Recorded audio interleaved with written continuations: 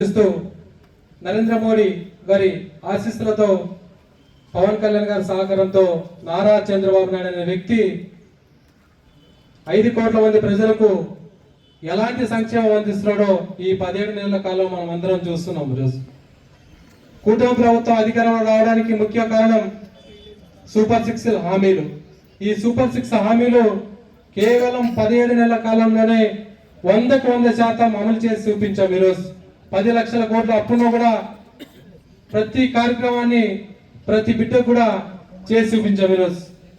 ఈరోజు ఎన్టీఆర్ భరోసా పింఛన్ ద్వారా ఏడాదికి 34,000 కోట్లు పంచుతున్నాం. ఈరోజు 4,000 కానీ 6,000 కానీ 10,000 కానీ 15,000 పింఛన్లు ఇలా పంచుకుంటూ పోతున్నాం. ఈరోజు తల్లికి వందనం కింద మాట ఇచ్చిన ప్రకారం నారా లోకేష్ ఆధ్వర్యంలో ప్రతి బిడ్డకు కూడా 15,000 రూపాయలు ఎంతమంది ఉంటే అంతమందికి ప్రతి ఇంట్లో కూడా దాదాపుగా 10,000 కోట్ల రూపాయలు తల్లికి వందనం స్కీమ్ కింద ఇచ్చాం. ఈరోజు అలాగే స్త్రీశక్తి కింద ప్రతి ఆడబిడ్డ ఎక్కడికి వెళ్ళినా కూడా బస్సుల్లో ఉచిత బస్సు ప్రయాణం, దీపం పథకం కింద ఏడాదికి 3 సిలిండర్లు, అలాగే 20 లక్షల ఉద్యోగాలు ఇవ్వాలన్న ఉద్దేశంతో కంకణం కట్టుకొని పనిచేస్తున్న ముఖ్యమంత్రి వరిలో ఈరోజు డిఎస్సి ద్వారా దాదాపుగా 16,000 ఉద్యోగాలు, అలాగే పోలీసు నియామకాల్లో 6,000 పోలీసు ఉద్యోగాలు, అలాగే ఐటీ రంగానికి కానీ ఎలక్ట్రానిక్ రంగానికి సంబంధించిన లక్షల ఉద్యోగాలు ఈరోజు ప్రభుత్వంలో వస్తున్నాయి. ఈరోజు అలాగే రాబోయే రోజుల్లో కూడా ప్రతి జనవరిలో జాబ్ క్యాలెండర్ విడుదల చేసి నిరుద్యోగులకి ఉద్యోగించే బాధ్యత మా కుటుంబ ప్రభుత్వం తీసుకున్నది మీకు అందరికీ తెలియజేసుకుంటున్నాం. అలాగే ఈరోజు నేటి కార్యక్రమం ముఖ్య కార్యక్రమం అన్నదాత సుఖీభవ ప్రధానమంత్రి యోజన కార్యక్రమం. ఈరోజు రైతాంగానికి మాట ఇచ్చిన ప్రకారం రాష్ట్రం ఇబ్బందుల్లో ఉన్నా కూడా 20,000 రూపాయలు మాట ఇచ్చాం. ఈరోజు 3 విడతలుగా కేంద్ర ప్రభుత్వం 6,000 రూపాయలు, అలాగే రాష్ట్ర ప్రభుత్వం 14,000 రూపాయలు.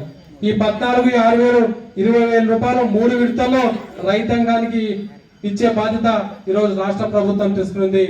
దాంట్లో భాగంగా ఈరోజు 2వ విడత కార్యక్రమం. ఈరోజు అంటే రాష్ట్ర ప్రభుత్వం యొక్క 5,000 రూపాయలు, కేంద్ర ప్రభుత్వం యొక్క 2,000 రూపాయలు కలిపి ఈరోజు మరికొద్ది సేపట్లోనే 7,000 రూపాయలు ప్రతి ఒక్క రైతుకి జమ కాబోతున్నాయని మీకు అందరికీ తెలియజేసుకుంటున్నా. ఈరోజు రాష్ట్రంలో ఉన్న రైతాంగానికి ఏదైతే మీరు అబద్ధాల పూటకాలు చెప్పి బతుకుతున్నారో, చంద్రబాబు నాయుడు వస్తే వర్షాలు రావని, ఈ రోజు ప్రతి గ్రామంలో దాదాపుగా భారీ ఎత్తున వర్షాలు కురిసి ప్రతి చెరువు గాని ప్రాజెక్టు గాని అన్ని జలకలా నిండుకుండలా ఉన్నాయని మీకు అందరికీ తెలియజేసుకుంటున్నా. ఈరోజు పోలవరం ప్రాజెక్ట్ అయిపోగొడుతున్నాం, ఈరోజు వెలుగొండ ప్రాజెక్ట్ అయిపోగొడుతున్నాం, తెలుగుగొండ ప్రాజెక్టు తెలుగుగంగా బాగా జరుగుతుంది.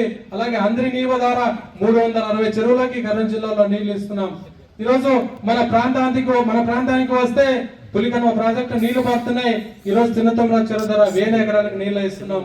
అలాగే కుమ్మూరు లిఫ్ట్ ఇరిగేషన్ స్కీమ్ ద్వారా 1,200 ఎకరాలకు నీళ్లు ఇస్తున్నాం. ఈరోజు గురు రాఘవేంద్ర స్కీమ్ కింద చాలా స్కీములకు 1,000 ఎకరాల నీళ్లు పారిస్తున్నాం. ఈరోజు కూటమి ప్రభుత్వంలో మాత్రమే రైతు యొక్క కన్నీటి నుంచి రైతాంగం యొక్క సంతోషం చూస్తున్నాను మీ అందరికీ తెలియజేసుకుంటున్నా. ఈరోజు కాబట్టి రైతులు కానీ, మహిళలు కానీ, విద్యార్థులు కానీ, నిరుద్యోగులు కానీ, కర్షకులు కానీ, కార్మికులు కానీ ప్రతి ఒక్కరు కూడా ఈ కూటమి ప్రభుత్వానికి అండగొల్సిన బాధ్యత ఉందని మీ అందరికీ తెలియజేసుకుంటున్నాను.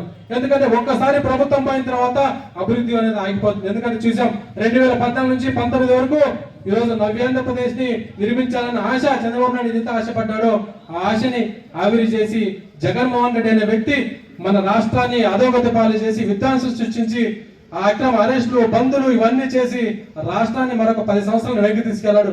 ఆ తప్పు జరగకూడదు అని పవన్ కళ్యాణ్ వ్యక్తి పదే చెప్తున్నాడు.